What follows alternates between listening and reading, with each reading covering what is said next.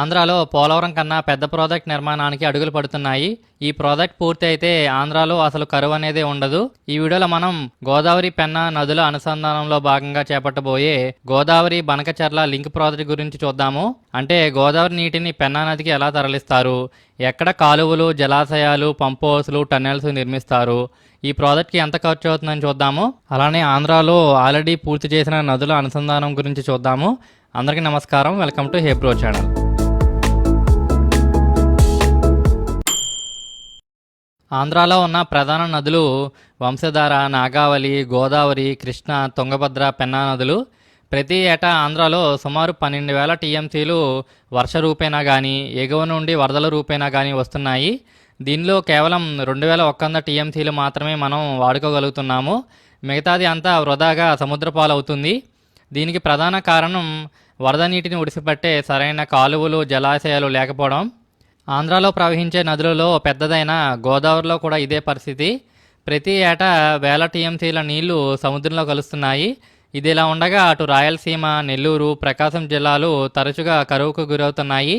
దీనికి ముఖ్య కారణం కృష్ణానదిలో నీటి లభ్యత తక్కువగా ఉండడం, శ్రీశైలం డ్యాంకి ఎగువన ఉన్న రాష్ట్రాల్లో ఎక్కువ నీటి వాడకం ఉండడం వల్ల.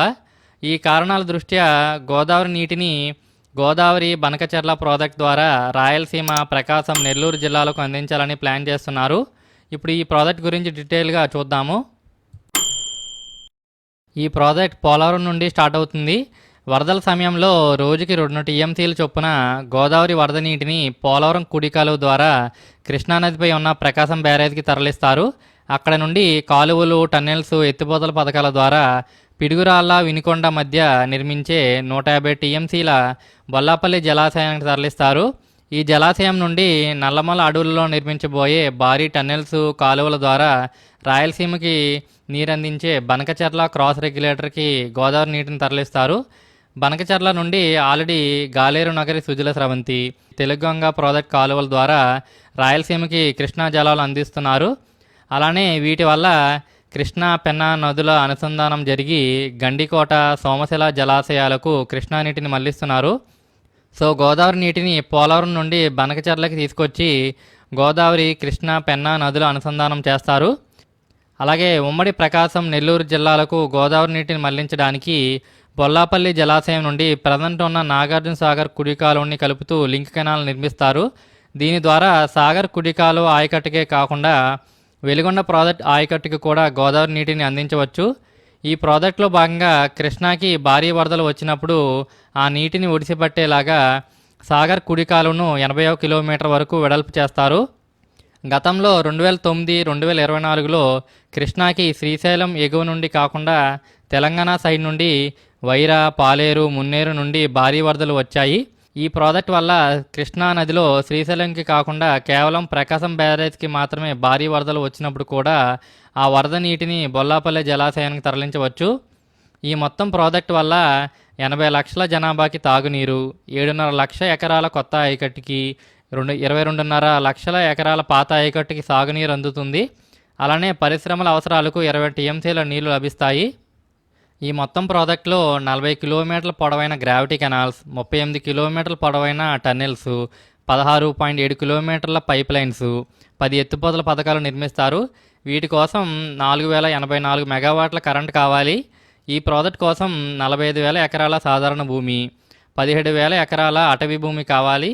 ఈ మొత్తం ప్రాజెక్ట్ అంచనా వ్యయం 80,112 కోట్లు. ఇది పోలవరం కన్నా ఎక్కువ. ఒక ముఖ్య విషయం ఏమిటంటే గోదావరి బనకచెర్ల ప్రాజెక్టు వల్ల కానీ, అటు పోతిరెడ్డిపాడు ద్వారా కానీ వరద నీటిని పూర్తి స్థాయిలో వినియోగించుకోవాలంటే ప్రజెంట్ ఉన్న తెలుగంగ, గాలేరు నగరి, సుజల స్రవంతి, హంద్రినేవ సుజల స్రవంతి కాలువల సామర్థ్యాన్ని పెంచాలి. అంటే సింపుల్గా చెప్పాలంటే వరద నీటిని తక్కువ సమయంలో మళ్లించేలాగా కాలువల సామర్థ్యాన్ని పెంచాలి. వీటిని వెడల్పు చేయకపోతే ఎంత వరదలు వచ్చినా, ఎన్ని ప్రాజెక్టులు కట్టినా వరద నీటిని సద్వినియోగం చేసుకోలేము. గోదావరి బనకచెర్ల ప్రాజెక్ట్ని 3 సెగ్మెంట్లుగా డివైడ్ చేశారు. సెగ్మెంట్ 1 పోలవరం నుండి కృష్ణానది వరకు, సెగ్మెంట్ 2 కృష్ణానది నుండి బొల్లాపల్లి రిజర్వాయర్ వరకు, సెగ్మెంట్ 3 బొల్లాపల్లి రిజర్వాయర్ నుండి బనకచెర్ల క్రాస్ రెగ్యులేటర్ వరకు. సెగ్మెంట్ 1 గురించి చూసుకుంటే ప్రజెంట్ పోలవరం కుడి కాలువ, పట్టిసీమ ఎత్తిపోతల పథకాల ద్వారా గోదావరి నీటిని కృష్ణానదికి తరలిస్తున్నారు. ప్రజెంట్ 17,600 క్యూసెక్ల కెపాసిటీతో ఉన్న పోలవరం కుడి కాలువను 28,000 క్యూసెక్లకు పెరిగేలాగా వెడల్పు చేస్తారు. అలానే గోదావరి ఒడ్డున ఉన్న తాడిపూడి ఎత్తిపోతల నుండి వచ్చే తాడిపూడి లిఫ్ట్ కెనాల్ భీమడోలు వరకు 80 కిలోమీటర్ల పొడవుండి 1,400 క్యూసెక్ల సామర్థ్యంతో ఉంది. ఈ కాలువ సామర్థ్యాన్ని 10,000 క్యూసెక్లకు పెంచి భీమడోలు నుండి కృష్ణానది వరకు పొడిగిస్తారు. సో పోలవరం కుడి కాలువ, తాడిపూడి లిఫ్ట్ కెనాల్ ద్వారా మొత్తం 38,000 క్యూసెక్ల గోదావరి వరద నీటిని కృష్ణానదికి మళ్లిస్తారు. సెగ్మెంట్ 1లో 71 కిలోమీటర్ల గ్రావిటీ కెనాల్స్, ఒక పంప్ హౌసు, 10 కిలోమీటర్ల టన్నెల్స్, 0.5 కిలోమీటర్ పైప్ లైన్స్ ఉంటాయి. సెగ్మెంట్ 1కి 13,511 కోట్లు ఖర్చు అవుతాయని అంచనా. సెగ్మెంట్ 2లో కృష్ణానది నుండి కాలువలు, ఎత్తిపోతల పథకాల ద్వారా ఉమ్మడి ప్రకాశం జిల్లాలో పిడుగురాళ్ల, వినుకొండ మధ్య 150 టీఎంసీల కెపాసిటీతో నిర్మించే బొల్లాపల్లి రిజర్వాయర్కి గోదావరి నీటిని తరలిస్తారు.